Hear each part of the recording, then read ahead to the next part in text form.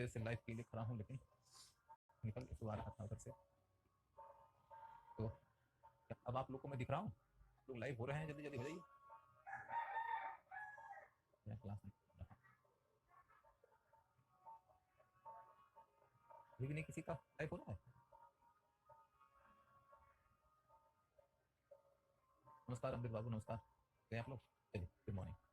तो हम लोग बात को आगे बढ़ाते हैं। कुछ तकनीकी समस्या आ गई थी, समस्या के मद्देनजर क्लास रुक गया था, और अब बात को आगे बढ़ाते हैं। मनोज, रुपेश, आशु, good morning everybody. Amit ji, good morning.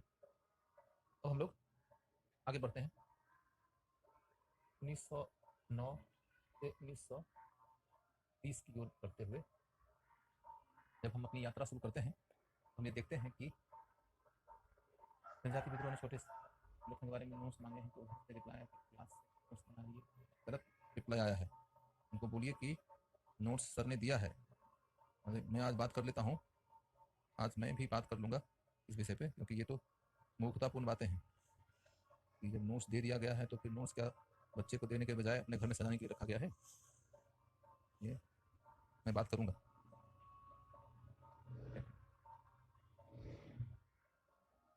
तो आगे बढ़ते हैं। 1909 से 1920 तक का पीरियड। इस बीच में पहले 1909 के अधिनियम पर प्रतिक्रिया, 1909 के अधिनियम पर प्रतिक्रिया बहुत छोटे में, इसमें कुछ विशेष लिखना नहीं है। 1909 के अधिनियम पर प्रतिक्रिया बस इतने भर की है, कांग्रेस ने अपर्याप्त कहा और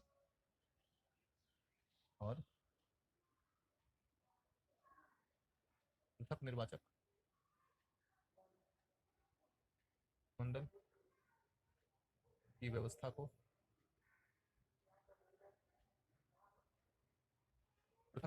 की व्यवस्था को विभाजनकारी बताया।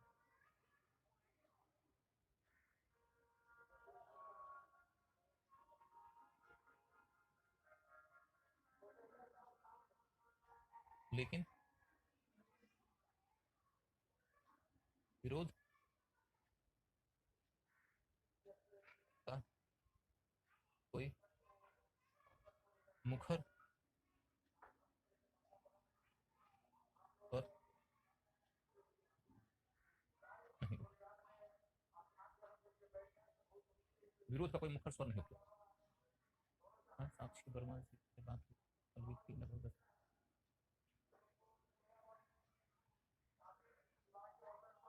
जब बोले सर बोले जो सर ने दिया है तो मांगा जा रहा है, मेरा नाम बता दो कि उस सर ने बोला है।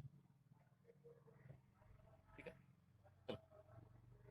तो कुल मिलाकर हम ये बात कर चुके कि 1909 से लेकर 1920 के बीच में जो आंदोलन चला, उसके डायरेक्शन में पहला कदम हमारा जब कहा तो ये है कि 1909 में एक अधिनियम आया, लेकिन उसकी प्रतिक्रिया के तौर पर कांग्रेस ने उपरोक्त बातें कही, किंतु कोई आंदोलन नहीं चलाया। इसलिए हम कह सकते हैं कि कोई मुखर आवाज नहीं। इसके बाद फिर अगले चरण में चलते हैं, तो देखते हैं कि 1911 में बंगाल विभाजन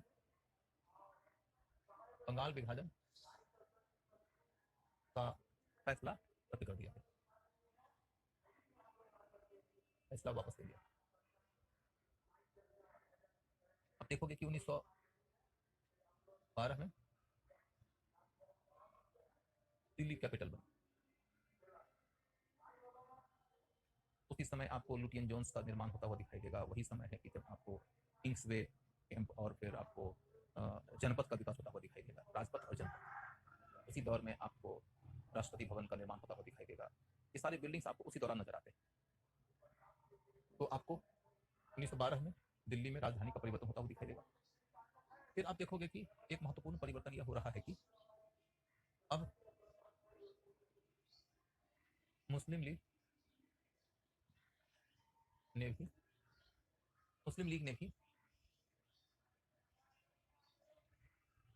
स्वराज की मांग कर दिया, मुस्लिम लीग ने भी स्वराज की मांग कर दिया। फिर आपको ये दिखाई देगा कि 1914 में वर्ल्ड वॉर आरंभ हुआ।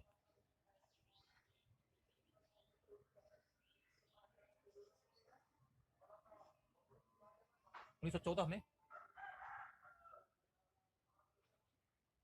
वर्ल्ड वॉर 1 आरंभ हुआ और इस वर्ल्ड वॉर 1 के तहत क्या हो रहा है? इस वर्ल्ड वॉर 1 के तहत हो रहा है यह कि इंडियन गवर्नमेंट ने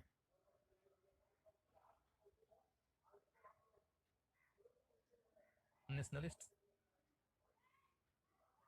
से सहयोग की मांग की। इंडियन गवर्नमेंट ने नेशनलिस्ट से सहयोग की मांग की। सहयोग के बदले में आत्मनिर्णय के अधिकार का वादा किया। आत्मनिर्णय के अधिकार का वादा किया। आत्मनिर्णय के अधिकार का वादा किया।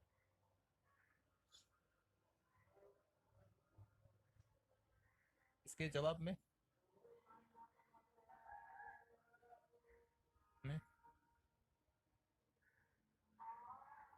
राष्ट्रवादी प्रतिक्रिया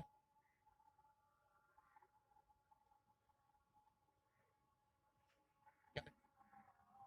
राष्ट्रवादी प्रतिक्रिया की ओर आपको ले जाने के पहले यहां तक की बात को एक्सप्लेन कर देता हूं। तो हम अभी देख रहे हैं 1909 से लेकर 1920 ईस्वी के बीच की भारतीय राष्ट्रीय राजनीति। तो 1920 तक की भारतीय राष्ट्रीय राजनीति में सभी जगह आपको प्रॉपर हेडिंग नहीं दिया जा सकता है। हेडिंग में देने के बजाय आपको यह बता रहा हूं कि एक बीच के कालखंड को कवर करना जरूरी है, उसे छोड़कर भागेंगे तो चीजें समझ में नहीं आएगी। तो सबसे पहले मैंने बताया 1909 में एक अधिनियम आया था जिसके लेकर कांग्रेस की प्रतिक्रिया आपको बता दी गई और इस प्रतिक्रिया में ये बात कही गई कि भाई अपर्याप्त कहा, ये तो हर एक्ट के बारे में कहते थे, कोई नई बात नहीं है। उसके बाद ये कहा कि पृथक निर्वाचक मंडल की व्यवस्था विभाजनकारी है। ठीक है, ये तो एक सामान्य समझ है, अखबार वाले भी इतनी बात कह देते हैं। लेकिन आप यदि राष्ट्रीय राजनीतिक दल थे तो आपको उसके खिलाफ में आंदोलन छेड़ने की जरूरत थी, तो आंदोलन तो छेड़ा नहीं। आंदोलन नहीं छेड़ा तो उसका कारण यह है कि नरमपंथी अभी आंदोलन नहीं करते थे, गरमपंथी जेल में थे या रिटायर हो चुके थे, क्रांतिकारी लोग अपनी दिशा पकड़ चुके थे और उनका दमन हो रहा था। तो ऐसी स्थिति में हम कांग्रेस की भूमिका के रूप में देखेंगे तो ऑलमोस्ट यहाँ पर भूमिका निष्प्राण है। तो मान लीजिए कि अभी के डेट में हमारे देश में नरेंद्र मोदी जी की सरकार चल रही है और सरकार की किसी नीति से कोई असहमत है, किसी सरकार की नीति से असहमत है और इस स्थिति में राहुल गांधी ट्वीट कर देते हैं या अखिलेश यादव ट्वीट कर देते हैं, उससे ज्यादा बढ़िया तो ज्यादा सक्रिय भूमिका तो अखबार वाला निभाता है ना, कि जिसके साथ हम देखते हैं कि वो एक पूरा आर्टिकल लिखता है। आप आते हैं क्योंकि आपके पास मीडिया की पहुंच है, तो आप आएंगे 5 मिनट में कोई स्टेटमेंट दे देंगे, 5 मिनट में आप एक प्रेस का ब्रीफिंग दे देंगे आपको। तो ये कोई पॉलिटिकल पार्टी का काम थोड़ा। पॉलिटिकल पार्टी तो इसके बाद इसको लेकर जनता के बीच में जाएगी, सड़कों पर उतरेगी, आंदोलन करेगी, जनता को अपने साथ जोड़कर खड़ा होकर ये घोषणा करेगी कि ये गलत बात हो रही है, होने नहीं देंगे, ये हो गया। हम भरोसा दिलाते हैं कि हमको सरकार में आने दीजिए, हम बदल देंगे, हमको सरकार में लाइए, हमको बदलेंगे। और इसके लिए जन आंदोलन करेगी राजनीतिक पार्टियां। अब जब जन आंदोलन कर ही नहीं रहे हैं आप राजनीतिक पार्टी थोड़े, तो चुनाव के तौर में मैकेनिकल बॉडी के तौर पर आप चुनाव में शामिल हो जाते हैं। इसी तरीके से कांग्रेस यहाँ हो गई थी 1909 से लेकर 1920 ईस्वी के बीच में। कांग्रेस को आप देखिएगा तो कांग्रेस को जस्ट लाइक मैकेनिकल बॉडी, कभी इधर है कभी उधर। फिर ये बात निकल आती है कि 1909 के बाद फिर दूसरा पॉइंट कि 11 में सरकार ने बंगाल विभाजन के फैसले को रद्द किया, बंगाल फिर से यूनाइटेड हुआ, सरकार ने कैपिटल अपना चेंज कर लिया, दिल्ली आ गई, इस दौर में तमाम लुटियन जोन्स वगैरह का निर्माण हुआ। फिर मुस्लिम लीग ने भी अब तक स्वराज की मांग करना शुरू कर दिया था। इसके पहले तक मुस्लिम लीग वाले स्वराज की मांग नहीं करते थे, कोई बहुत पीछे नहीं है, बस 5-6 साल की बात है। कांग्रेस वाले भी तो ऑफिशियली 1906 में ही स्वराज का प्रस्ताव पास किया था।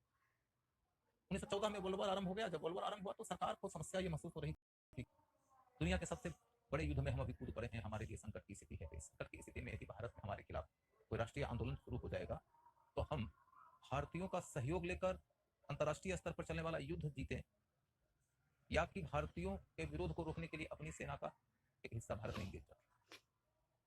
हमको भारत के आंदोलन को इस समय रोकना होगा, नहीं तो हमको दोहरा नुकसान। कैसा नुकसान होगा? तो ये देखो कि ये एक वॉर चल रहा है जहां पर ए वर्सेस बी की लड़ाई चल रही है। ए का भारत में शासन, तो यदि भारत में आपका शासन है तो आपको भारत से सहयोग मिलेगा, लोग मिलेंगे, संसाधन मिलेगा, और इसके बदौलत आप इस बी के खिलाफ मजबूत पलड़ा कर लेंगे अपना। किंतु यदि इसके ठीक उलट इंडिया में मूवमेंट शुरू हो गया, तो इस मूवमेंट को रोकने के लिए आपको इंग्लैंड से अतिरिक्त टुकड़ी भेजना पड़ेगा। जैसे 1857 के विद्रोह में हुआ कि विद्रोह हुआ तो 50,000 की सैनिक टुकड़ी अतिरिक्त रूप से इंग्लैंड से आएगी। वैसे स्थिति आपके साथ दिया जाएगी तो आपको इंडिया की रक्षा के लिए इंग्लैंड से सैनिक टुकड़ी भेजना पड़ेगा, नहीं तो इंडिया यहाँ से जाएगा। इसका जाना आप अफोर्ड नहीं कर सकते क्योंकि वो आपका सबसे अनमोल, सबसे बेहतरीन निवेश।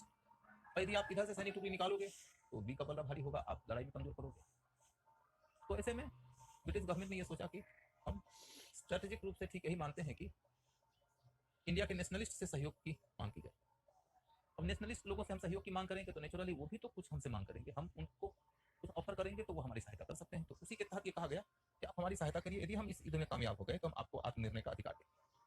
आत्मनिर्णय का अधिकार का मतलब होता है राइट टू, अंग्रेजी में right to self determination, right to self determination. मतलब आप ये समझिए कि अपने जीवन के फैसले खुद करने का, आप समझिए कि दूसरे शब्दों में स्वराज का उन्होंने वादा किया। स्वराज का वादा आप दूसरे शब्दों में और समझना चाहते हैं तो यह डोमिनियन स्टेटस का वादा, डोमिनियन स्टेटस का वादा कि आप यदि हमारी सहायता करेंगे और हम युद्ध जीत जाएंगे तो उसके बाद में, युद्ध के बाद आप लोगों को इसका इनाम मिलेगा। और क्या इनाम मिलेगा? तो राइट टू सेल्फ डिटर्मिनेशन मिलेगा। इस राइट टू सेल्फ डिटर्मिनेशन की व्याख्या अलग अलग शब्दों के माध्यम से हो सकती है। उसको आप स्वराज भी कह सकते हैं, उसको आप डोमिनियन स्टेटस भी कह सकते हैं। जब उन्होंने ये ऑफर किया तो इसके प्रति भारतीय राष्ट्रवादियों की क्या प्रतिक्रिया, अब इसके बाद प्रतिक्रिया देखेंगे हम। तो आपका अब हेडिंग है फर्स्ट वर्ल्ड वॉर में भारतीय प्रतिक्रिया। फर्स्ट वर्ल्ड वॉर में भारतीय प्रतिक्रिया। फर्स्ट वर्ल्ड वॉर में जो भारतीय प्रतिक्रिया है उसको आप यदि एक क्वेश्चन का बेस मान लें तो मैं अब उसके लिए आंसर आपके सामने में तैयार करा।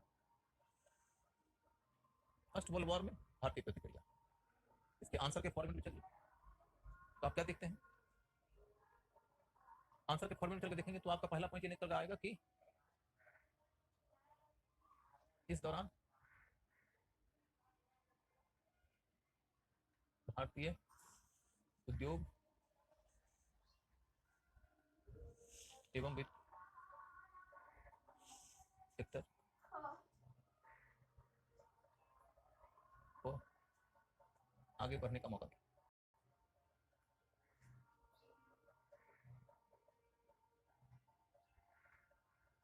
भारतीय उद्योग और भारतीय वित्तीय सेक्टर को आगे बढ़ने का मौका था। ये मैं आपको समझा चुका हूँ। कम विश्व के दौर में क्या होगा कि इंग्लैंड की वस्तुएं भारतीय बाजार में उतने बड़े पैमाने पर नहीं आएंगी क्योंकि इंग्लैंड की अपनी जरूरत है और रास्ते भी बाधित है। तो इंग्लैंड की वस्तुएं जब भारतीय बाजार में बड़े पैमाने पर नहीं आ रही हैं तो फिर भारतीय बाजार भारतीय उत्पादकों को मिलने लगा, और भारतीय उत्पादकों को जब बाजार मिलेगा तो उनकी वस्तुओं की बिक्री होगी, सेवाओं की बिक्री होगी, तो उनको लाभ होगा तो उनके निवेश में वृद्धि। और इसी क्रम में कुछ भारतीय लोगों ने बैंकिंग सेक्टर में भी पैसा लगाया। इससे भारत का औद्योगिक और वित्तीय सेक्टर ग्रो किया। ये एक प्रतिक्रिया हो गई। उसके बाद फिर राजनीतिक प्रतिक्रिया की बात।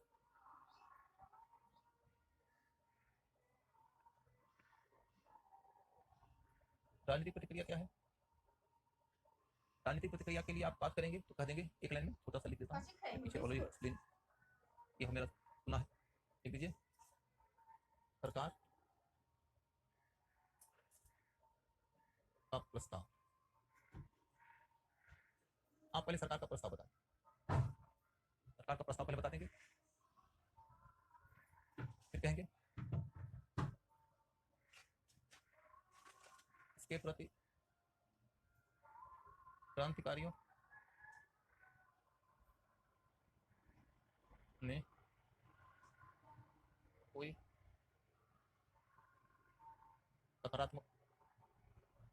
कोई सकारात्मक व्यवहार नहीं किया, कोई सकारात्मक व्यवहार नहीं किया। राष्ट्रवादियों ने कोई सकारात्मक व्यवहार नहीं किया। वो अलग अलग क्षेत्रों में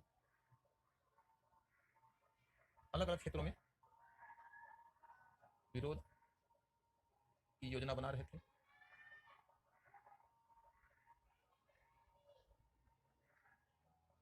अलग अलग क्षेत्रों में विरोध की योजना बना रहे थे। इसमें गदर पार्टी के संघर्ष की योजना सबसे बड़ी थी।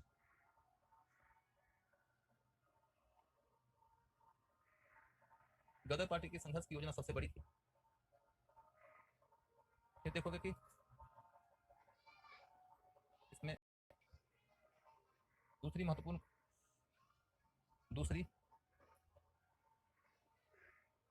भूमिका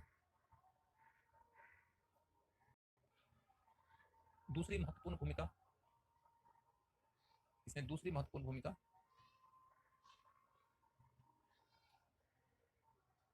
जिमरमान योजना की थी।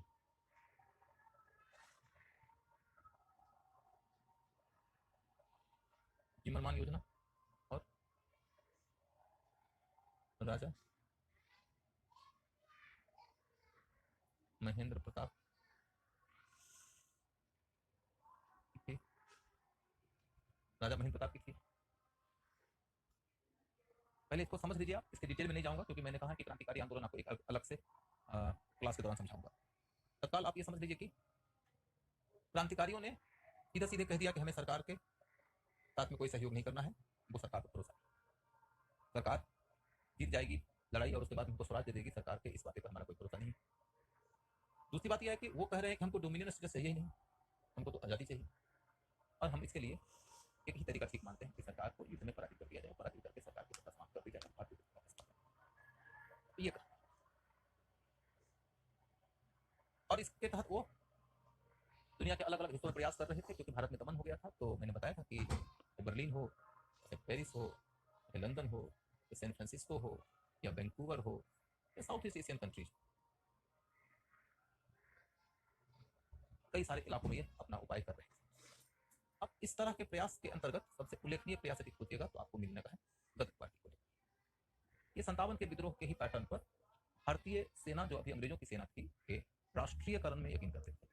सोचते थे कि यदि हमने उनका राष्ट्रीय इस्तेमाल कर दिया तो उन्हीं के सहयोग से हम क्रांति करके भारत से ब्रिटिश सत्ता की समाप्ति करते। इसके प्रयास में इनको कामयाबी नहीं मिली, इनके विद्रोह का दमन हो गया या इनकी क्रांतिकारी कोशिशों का दमन हो गया। एक दूसरी बात है जिमरमान योजना की। तो जिमरमान योजना में क्या कहानी है कि जिमरमान एक अधिकारी का नाम है जो जर्मन है। भारत के एक उत्तर प्रदेश के इलाके के एक राजा हुआ करते थे, ये अकेले राजा है जो क्रांतिकारी आंदोलन में सक्रिय थे। इन्होंने यह तय किया था कि हम क्रांतिकारी उपाय से भारत से ब्रिटिश सत्ता की समाप्ति करें, और भारत से ब्रिटिश सत्ता की समाप्ति करने की इनकी कोशिश में इनके साथ बरकतुल्ला इनके प्राइम मिनिस्टर की हैसियत शामिल थी। बरकतुल्ला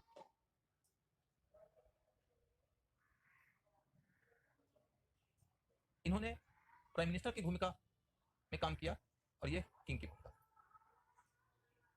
एक तरीके से इन्होंने अफगानिस्तान के इलाके में एक अंतरिम सरकार बनाई। इस सरकार का यह कहना था कि हम भारत की सरकार है, और भारत की सरकार की हैसियत से हमने अपने आप को पोजीशन कर लिया है। ये और बात है कि भारत अभी हमारे अधीन नहीं है, अंग्रेजों के अधीन है। तो अंग्रेजों के अधीन से भारत को आजाद करना है, वहां से अंग्रेजों की सत्ता को समाप्त करना है, और वहां अब भारतीयों की सत्ता स्थापित करना है। और इसके लिए अंग्रेजों से लड़ाई करने की जरूरत पड़ेगी, और लड़ाई करने के लिए वो जर्मनी की सहायता की जरूरत है। और क्योंकि जर्मनी प्रथम विश्व युद्ध में अंग्रेजों के दुश्मन के तौर पर विपक्षी खेमा मिल रहा है, तो जर्मनी को भी इनकी सहायता करने में अब रुचि है। इस तरह की एक योजना बनी थी। हालांकि इस योजना के मुताबिक कार्रवाई नहीं कर सकती।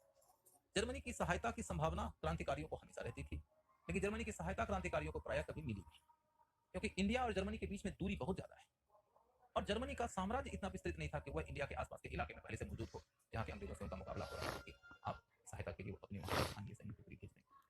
उन्हें यदि आपके लिए सहायता भेजना है तो उनको यूरोप से ही सैनिक सहायता भेजना पड़ेगा, और यूरोप से सैनिक सहायता भेजने में दिक्कत इस बात को लेकर है कि फिर यूरोप की लड़ाई में उनका पलड़ा हल्का पड़ सकता है, जिसे वो अफोर्ड नहीं कर सकते। तो वो चाहते तो थे कि भारत में अंग्रेजों को डिस्टर्ब किया, और भारत में यदि अंग्रेजों को डिस्टर्ब करेंगे तो अंग्रेज अपने उस डिस्टर्बेंस से बचने के लिए इंग्लैंड से या यूरोप से अपनी सैनिक टुकड़ी भेजेगी भारत की ओर, तो भारत में उनकी सेना की टुकड़ी जाएगी, वो भारत में इन्वॉल्व हो जाएंगे, तो यूरोप उनका पलड़ा हल्का पड़ जाएगा।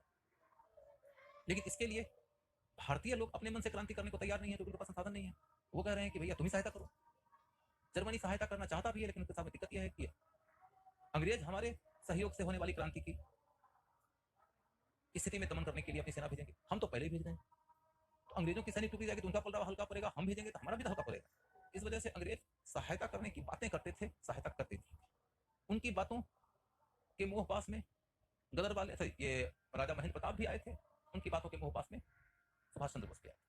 सहायता न तो राजा महेंद्र प्रताप सिंह को मिली थी और न ही सहायता सुभाष चंद्र बोस को मिली। सुभाष चंद्र बोस को भी बाद में जर्मनी छोड़कर सिंगापुर आना पड़ा था, जहां उन्होंने इंडियन नेशनल आर्मी का पुनर्गठन किया और उसके सहयोग से भारत की आजादी को आगे बढ़ाने की कोशिश की। फिर हम ये देखते हैं कि क्रांतिकारियों की धारा के बाद अगली धारा देखिए कि कांग्रेस ने एक संगठन की हैसियत से कोई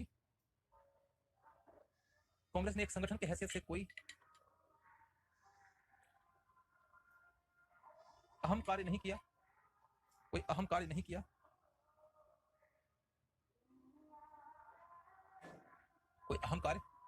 किया, कांग्रेस ने संगठन की हैसियत से कोई अहम कार्य नहीं किया।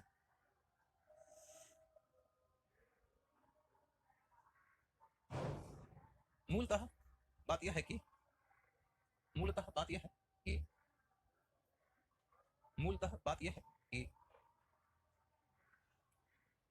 कांग्रेस को सरकार ने भी बहुत ज्यादा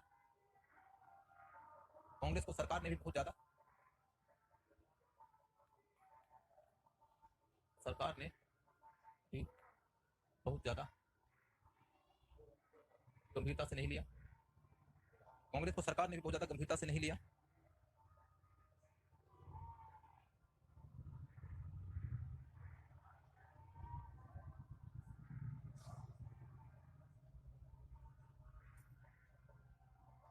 कुछ नेताओं की प्रतिक्रिया विशेष रूप से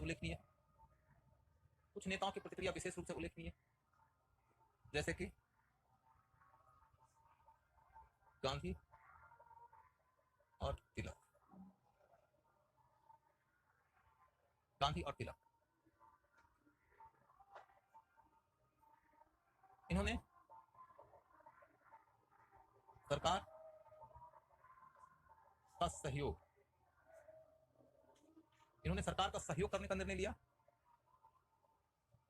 इन्होंने सरकार का सहयोग करने का निर्णय लिया।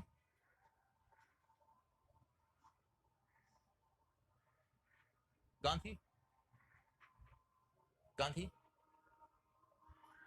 सेना में भर्ती की प्रेरणा दे रहे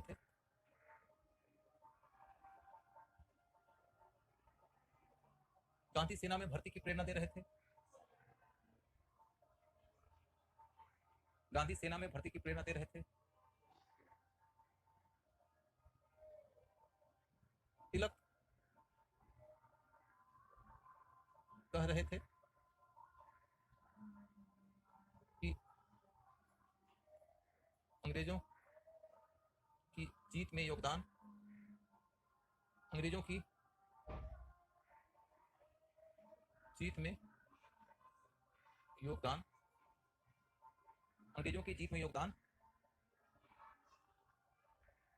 स्वराज की प्रतिभूति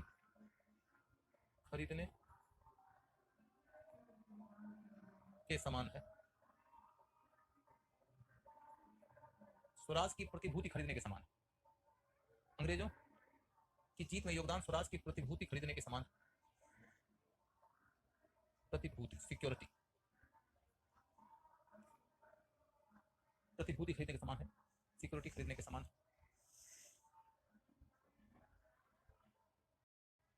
गांधी युद्ध में घायल सैनिकों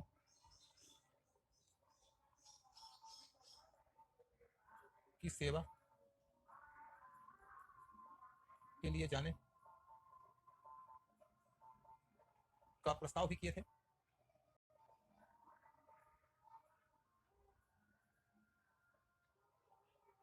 युद्ध में घायल सैनिकों की सेवा के लिए जाने का प्रस्ताव भी किए थे। लेकिन लेकिन लेकिन लेकिन सरकार ने उनको भारत में ही रहने कहा।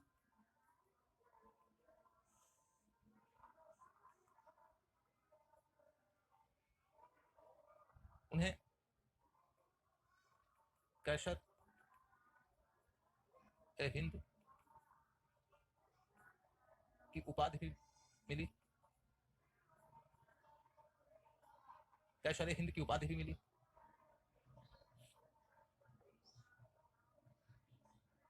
मोटे तौर पर यह कहा जा सकता है कि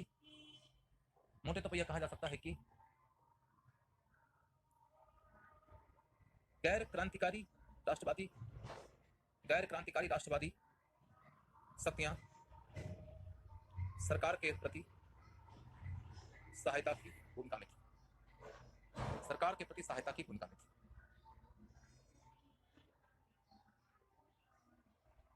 लेकिन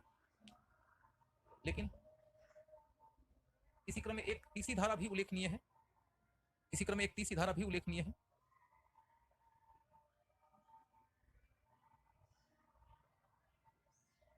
इग्नी बेसेंट के प्रस्ताव पर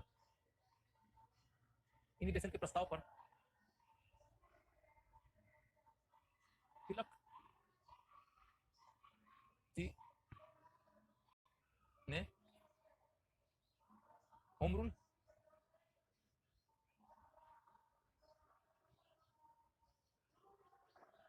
मूवमेंट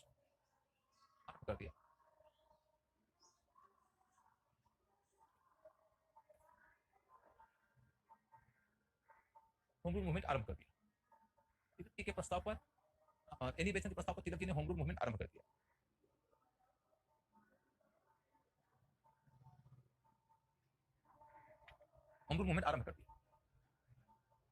अब हम ये देखते हैं कि आंदोलन कब चला,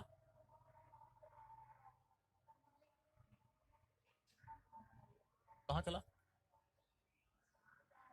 डिमांड क्या था, तरीका क्या था, कामयाबी कितनी मिली, योगदान क्या रहा। तो कब, तो 1916 से 18 के बीच में, 1916 से 18 के बीच में कहां चला, तो महाराष्ट्र माइनस बॉम्बे, आज का मुंबई, महाराष्ट्र माइनस बॉम्बे में तिलक नेतृत्व कर रहे थे।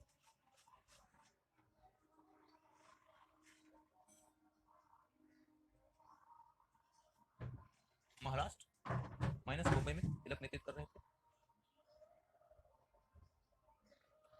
जबकि शेष भारत में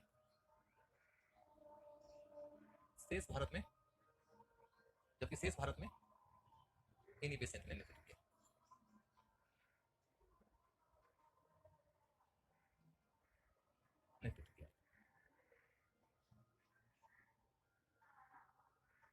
शेष भारत में एनी बेसेंट ने नेतृत्व किया। डिमांड क्या था, सिंपल, होम रूल। डिमांड के आधार पर ही आंदोलन का नाम है होम रूल। उसी को आप दूसरे शब्दों में कह दो डोमिनियन स्टेटस,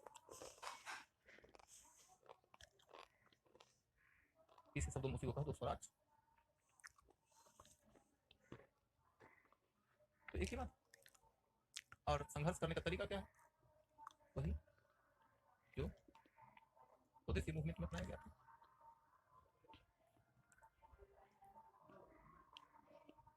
वही जो स्वदेशी मूवमेंट अपनाया गया था। कामयाबी कितनी है? तो महाराष्ट्र एंड हरियाणा के क्षेत्र को छोड़कर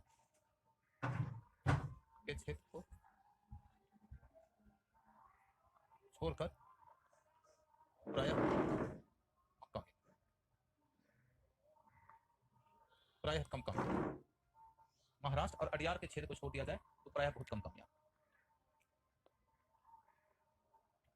प्रायः बहुत कम कामयाब। और योगदान की बात करके देखें तो देखते हैं कि यह आंदोलन, योगदान की बात देखें तो यह आंदोलन आगे चलकर गांधी के नेतृत्व में होने वाले, यह आंदोलन आगे चलकर गांधी के नेतृत्व में होने वाले राष्ट्रीय आंदोलन के लिए पृष्ठभूमि बन गया, राष्ट्रीय आंदोलन के लिए पृष्ठभूमि बन गया।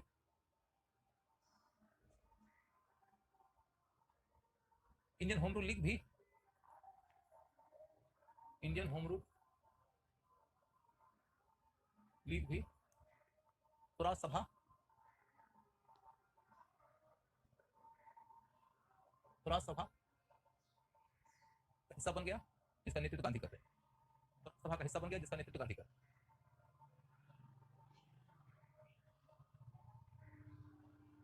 सभा का हिस्सा बन गया जिसका नेतृत्व गांधी कर रहे हैं। गांधी ने रॉलेट एक्ट के विरोध में अपना आंदोलन शुरू करने के वक्त भी, गांधी ने रॉलेट एक्ट के विरुद्ध अपना आंदोलन शुरू करने के वक्त भी तिलक जी के द्वारा तैयार कार्यकर्ताओं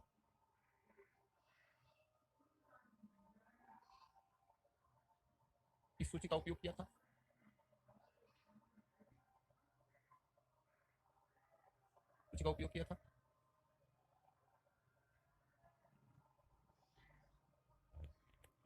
मोटे तौर पर यह कहा जा सकता है कि यह आंदोलन सरकार पर स्वराज देने का दबाव बनाने के उद्देश्य से किया गया था, सरकार पर स्वराज देने का दबाव बनाने के लिए किया गया था।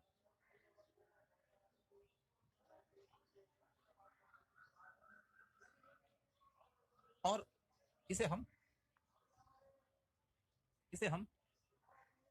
स्वदेशी और असहयोग आंदोलन के बीच के एक पड़ाव के तौर पर देख सकते हैं। स्वदेशी और असहयोग आंदोलन के एक पड़ाव के तौर पर देख सकते हैं। ये बात होगी। अब अगला पॉइंट,